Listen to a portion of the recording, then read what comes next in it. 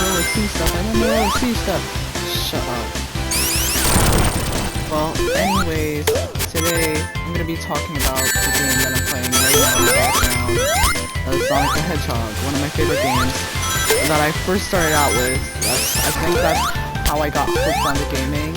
My parents showed me Sonic the Hedgehog 3 and I was addicted. And I started playing it more often and all that stuff. But before we get started on why I love this series about the blue rodents and all that stuff, make sure to like and subscribe. Okay. I'm too vibrant energy to my voice. But anyways, I'm here today to talk about the things that I love and hate about the Sonic series. A lot of pros and cons. Now, before I start my review on the series, I want to say, no, I'm not one of those guys who whines and complains about stuff that probably shouldn't even matter. I mean, y'all get the saying. No one hates Sonic more than Sonic fans. I'm not one of those guys. But I'm also gonna be realistic about my opinion. So if you don't like other people's opinions other than your own, click off this video.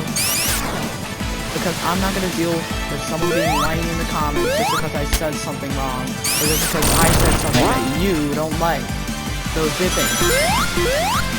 Has nothing nice to say, then don't say it. But anyways, here are some pros about the Sonic series. First off, the game. Like for example, Sonic Mania, the game in the background that I'm playing. I love how this basically represents all of Sonic's history, and it's pretty fun. I love games like this mostly because of the 2D platforming. Really gets my autistic brain going. Really kind of fun when it comes to things like this, which is why I decided to play this in the background instead of things like Sonic 3, 2, or 1.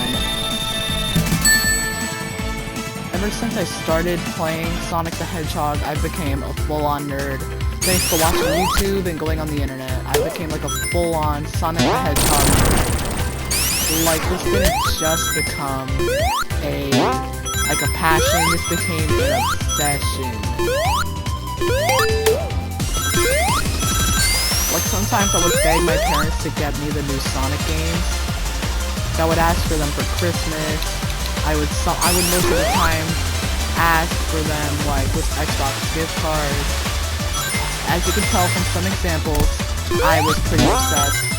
And I still am.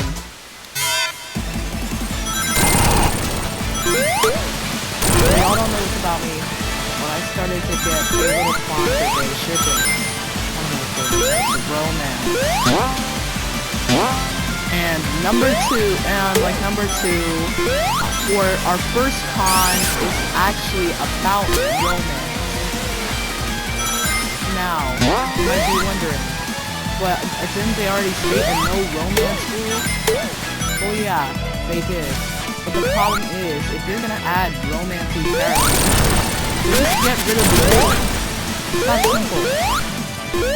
Can't forget, there are characters in the Sonic the Hedgehog series who are already a gay couple. Actually, there are like 2 characters in the Sonic series that are already a gay couple. I literally just found out about them like 2 days ago, and they're from the RT comics. Nite and Don from like the Metal Virus, I think. The Metal Virus comics.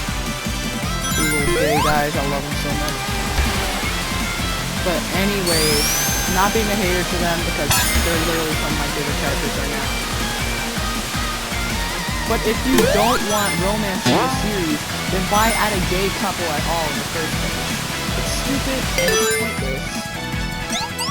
And what I'm trying to say is, if you want to add romance characters, stop the rule. There's no point in adding it if you want to add things like gay characters, gay references, or characters that have crushes on other characters.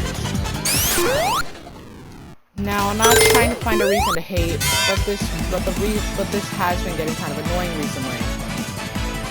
You might be thinking, but since you like gay shipping, you wouldn't say this for any other characters. And yes, you're right. Because they're two gay characters. They're two, like, they're like a couple. They are a couple. The only couple in the game. So don't go nagging at me about it. The reason why I honestly want there to be more romance is because it would enhance the story a little more. Sega says something about how it will distract from the action adventure stuff. I mean, yeah, there are many examples on why they don't want things like action and like adventure to be interrupted. Like for example, the cancelled Sat AM game. It was really slow. It makes sense that they're distracted. Sonic is the definition of fast. If you look up Sonic in the dictionary, you clearly get fast. So, of course, you don't want to get distracted from too much. But at the same time, if it's something like a story, like the comics, like, we've seen many examples of action-adventure stuff not even getting interrupted by romance, even if it's like little moments. Like, for example, in finale, you can also... There are also multiple moments with Nite and Don with physical gestures, and all of that stuff. So saying no romance kind of feels kind of weird in a way.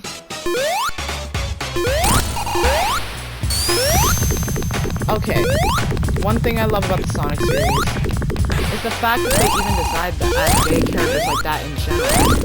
It's a real brave thing for a company to do, especially since other companies treat LGBT topics like it's a trend, or something from TikTok or something.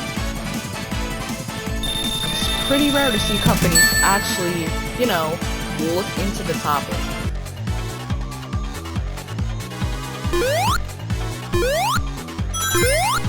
Now, another con about the Sonic series is that, like the no romance rule, then showing emotion isn't allowed either. Now, I can understand romance because, you know, shipping wars and toxic communities, you know, exist. Should acknowledge them. But then when there's things like, you know, actual, like, sad moments, you want to get those characters to feel the same way. Like, you want to get your characters emotional in the emotional moments. Otherwise, you don't have the emotional moments at all. Sega has this pattern of adding things that usually go against their rules. And sure, there can be some explanations for this, like Nite and Don already being gay in their bio. That sidesteps the no romance rule. But if they're a gay couple, why are you gonna add them in the first place? If you don't want romance, you should have just scrapped the whole idea. And in my opinion, it just doesn't make sense.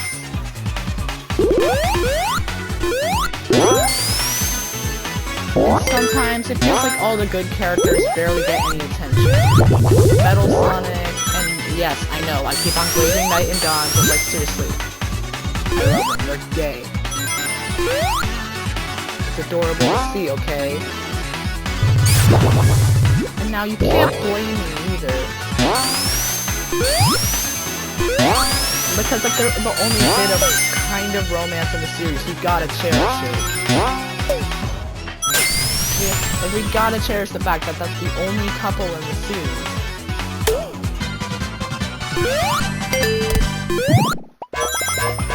But seriously, if you're not even gonna do anything with these side characters, you might as well just kill them off, or make them go somewhere far away from the main characters, so that you don't have to deal with writing them into new future stories where they're gonna have more likable moments, it's gonna hurt even more because we're never gonna see them again.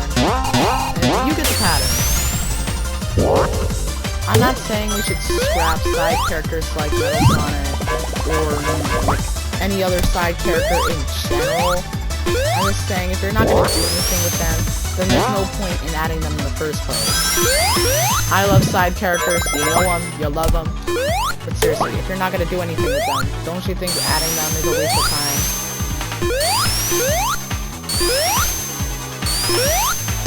Now, I may have been upset about Cross Worlds and all that stuff, and now how they don't have any collab voices for the IPs.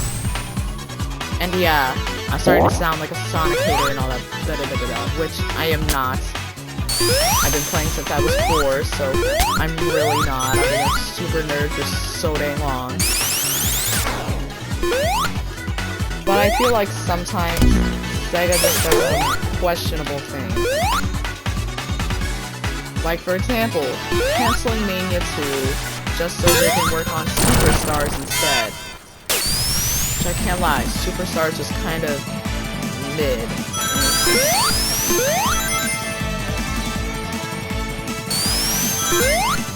Now, anyways, here's another thing I like about the Sonic movies. The fact that they're willing to work with the fans. Like, for example, Sonic Mania, made by, you know, Christian Whitehead, the game I'm playing right now. That was made by fans, for fans. And Sega agreed, you know, to make it an actual mainline game. That's pretty cool. It's pretty neat.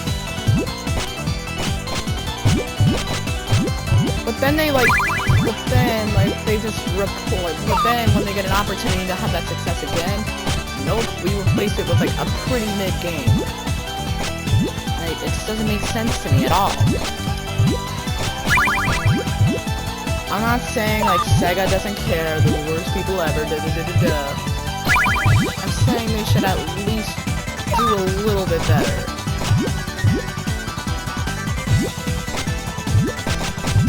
And also, here's the thing I dislike about Sonic the Hedgehog. And it's not even about Sega.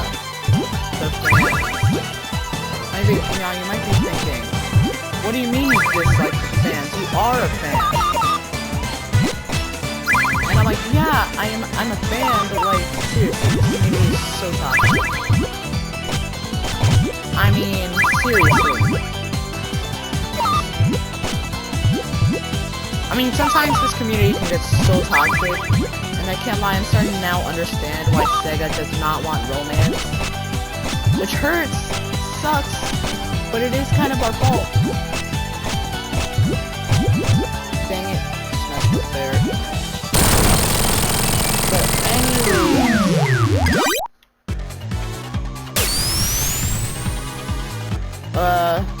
So yeah, it was really kind of a problem. I don't get why, but the community could just be so toxic sometimes. And in my opinion, it isn't fair to newer people in the community. Now, so, yeah, I really love Sonic the Hedgehog. I've had many experiences with it. But also, at the same time, I dislike it. As you can see, I kind of have a liking for Metal Sonic, because, you know, like, Abandoned exists. Man. Wish I could have animated that on a different, like, you know, thing to use. The animation's just garbage. My character feels like a self-insert. Like, it feels like an And Bumblebee moment. Like, remember the Teen Titans Go and Bumblebee intro? Yeah, that's exactly how I feel about Abandoned, I can't lie. I want to keep the story going, but I might put it on hiatus. But anyways, I really love Sonic the Hedgehog, but honestly, Sega has done some pretty stupid things. Please share this video to spread awareness. And thank you for watching. I'll see you guys later. Bye!